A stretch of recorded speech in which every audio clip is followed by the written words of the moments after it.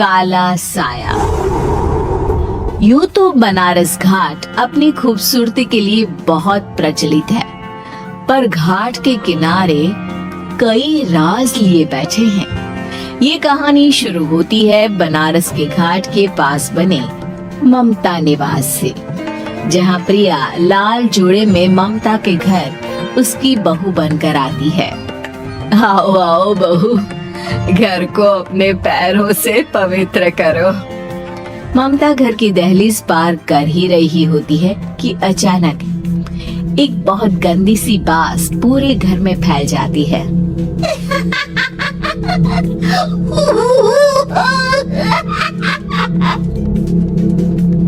ये बदबू और ये आवाजें, ये कौन हंस रहा है माँ? अब ये पड़ोसी ना हमारे थोड़े अलग से है। कहाँ हम शाकाहारी और ये मांस मच्छी खाने वाले। छोड़, तू ध्यान मत दे और गृह प्रवेश कर। और हाँ बहू, अपनी सास की एक बात हमेशा याद रखना, इन पड़ोसियों से तो कभी बात नहीं करेगी। अच्छे लोग नहीं है ये। अपनी सास की ये बात मानेगी ना बेटा? हाँ माँ, जो आपकी मर्जी, मैं उनसे बात नहीं करूंगी।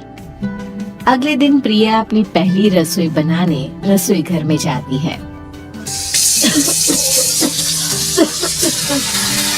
ये छोटी बात तो नाक में जा रही है। एक काम करती हूँ, खिड़की खोल देती हूँ। प्रिया खिड़की खोलने जाती है।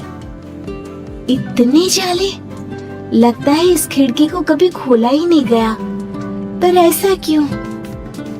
ओह, नॉन वेज की स्मेल आती होगी ना। 2 मिनट के लिए खोल लेती हूँ, फिर बंद कर दूंगी। प्रिया खिड़की खोलती है। खिड़की खोलते ही उसकी नजर सामने वाले घर की खिड़की पर पड़ती है, जहाँ एक लड़की खड़ी होती है। हाथों में मेहंदी, लाल रंग की साड़ी, बिल्कुल सजी धजी, मानो प्रिया की तरह ही वो भी नई नवेली बहू हो। वो प्रिया को देखकर मुस्कुराती है। हे भगवान, माँ ने तो इनसे बात करने को मना किया था। प्रिया फौरन ही खिड़की बंद कर देती है और तवे पर चढ़ी रोटी की ओर देखने लगती है, पर वहाँ रोटी न होकर मछली पड़ी होती है। ये क्या? पहली ही रसोई में इतनी बड़ी गलती। हे भगवान, अब मैं क्या करूं? प्रिया बहुत डर जाती है और फौरन रसोई की सफाई करने और फिर सभी के लिए खाना बनाने लग जाती है। जब वो सबको खाना परोसती है, सब तो ठीक है, मैं बेकार में चिंता कर रही थी।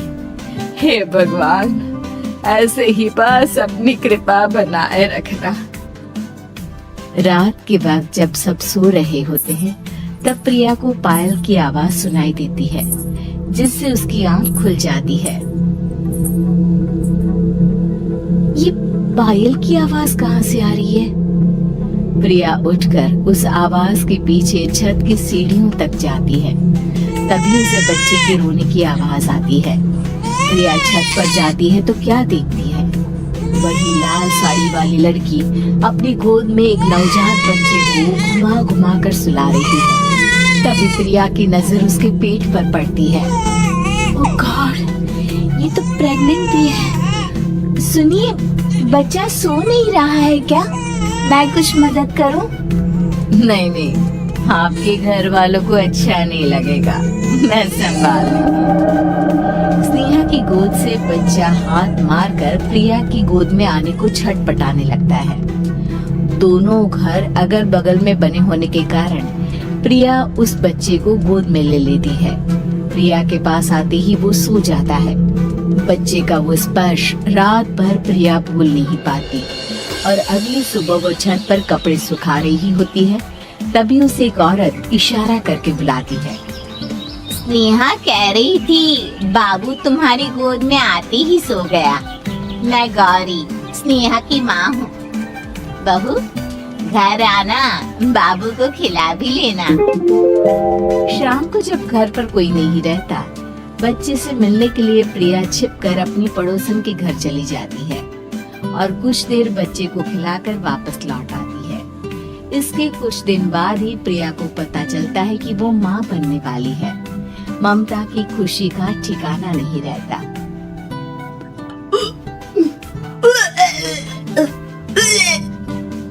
माँ जी, पता नहीं क्यों उल्टी आ रही है। प्रिया भागती हुई वॉशरूम में जाती है तो हरे और लाल रंग की उल्टी करती है।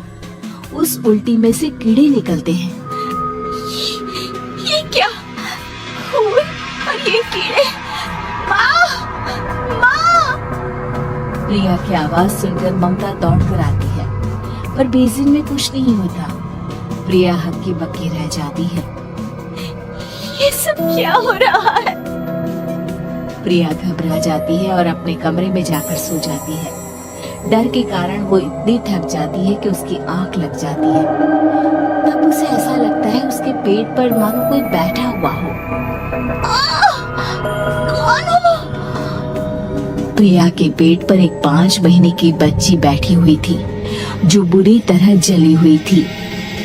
माँ, तुम ही मुझे लाई ना अपने पेट में? मैं तुम्हारी माँ नहीं हूँ। कौन हो तुम? माँ, देखो मैं जल गई बुरी तरह से। 6 महीने पेट में रहने को भी मुझे नहीं मिला। खिला दो ना माँ। बचाओ! बचाओ! माँ! ममता दौड़कर कमरे में आती है। प्रिया की बातें सुनकर वो सब समझ जाती है। तू कहीं बगल वाले घर में तो नहीं जाकर आई ना बहू? मुझे माफ कर दो, मैं गई थी माँ। उस घर में सब मरे हुए हैं बहू। कई साल पहले स्नेहा उस घर में बहू बनकर आई थी। कुछ ही दिन में वो एक बच्चे को जन्म देने वाली थी। पूरा घर बच्चे के आने की खुशी में खोया था। एक दिन अचानक उस घर में आग लग गई। सब बुरी तरह जलकर मर गए।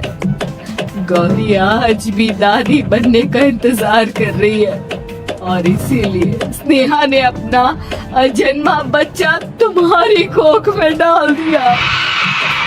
ममता ये कह रही होती कि पीछे से उसके पैरों को एक बच्चा पकड़ लेता है। दादी, दादी। माँ, स्नेहा की गोद में यही बच्चा था। ये बच्चा कौन है फिर? तेरी मौत है। तेरी भी दादी। जिस चीज का ममता को डर था वही हो गया। ममता ने